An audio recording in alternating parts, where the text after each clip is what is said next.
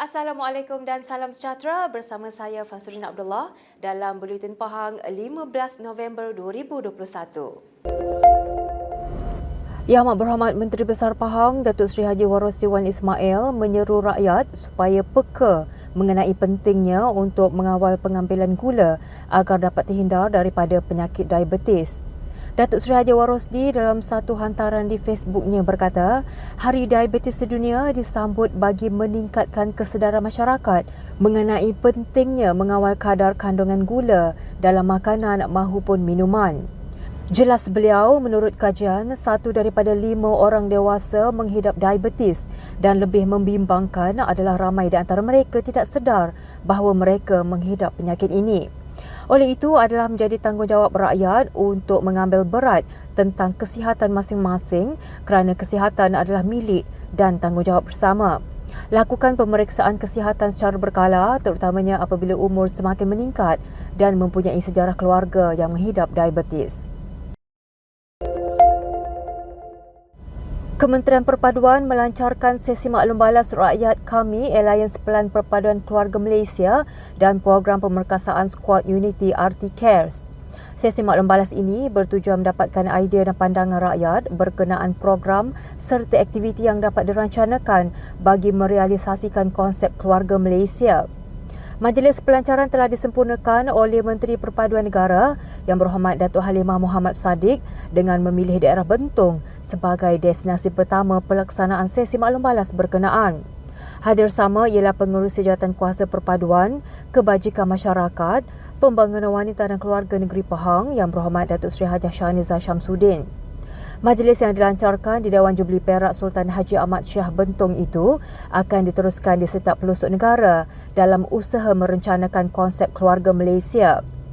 Idea keluarga Malaysia telah diperkenalkan oleh Yang Amat Berhormat Perdana Menteri Datuk Seri Ismail Sabri Yaakob selepas dilantik sebagai Perdana Menteri ke-9 pada Ogos lepas.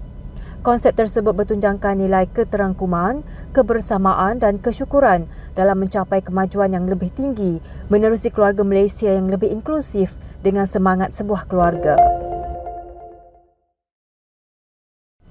Penduduk Felda Cini 3 yang dikenakan Perintah Kawalan Pergerakan diperketatkan PKPD baru-baru ini tidak perlu bimbang kerana pihak kerajaan negeri sentiasa memberi perhatian sewajarnya.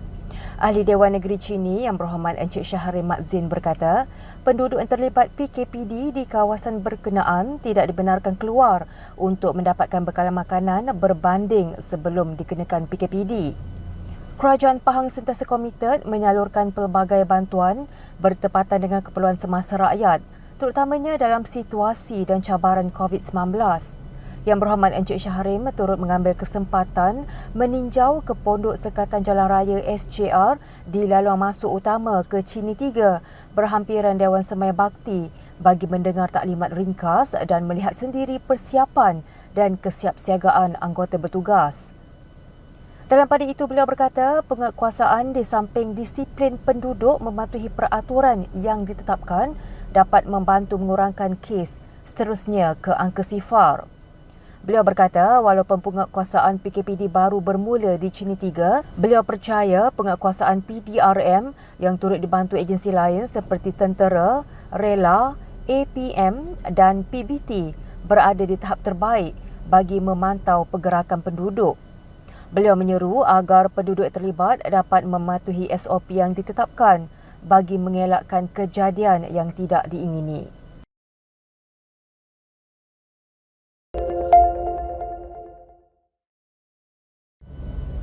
Program Hogoh Anak Muda mampu memperkasakan golongan belia menjadi modal insan yang dapat memimpin masyarakat setempat menerusi pembangunan pelbagai arena yang diceburi.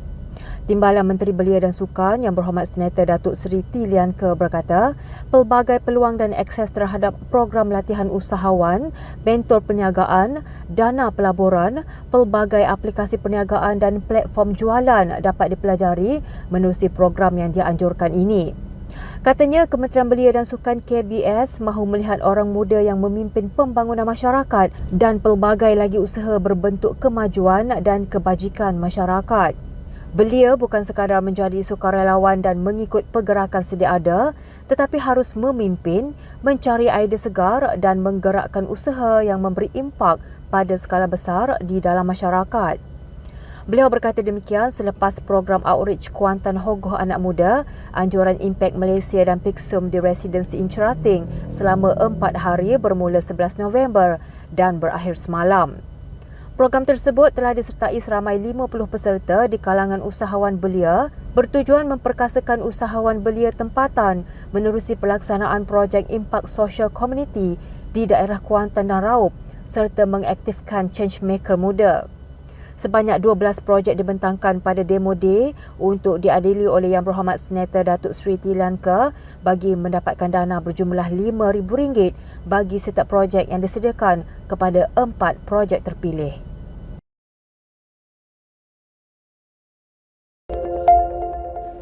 Sekian Buletin Pahang bersama Unit Komunikasi dan Media Pahang. Ikuti kami di Facebook, Instagram, YouTube dan Twitter. Teruskan bersama Pahang Media bagi mendapatkan maklumat terkini di negeri Pahang. Assalamualaikum.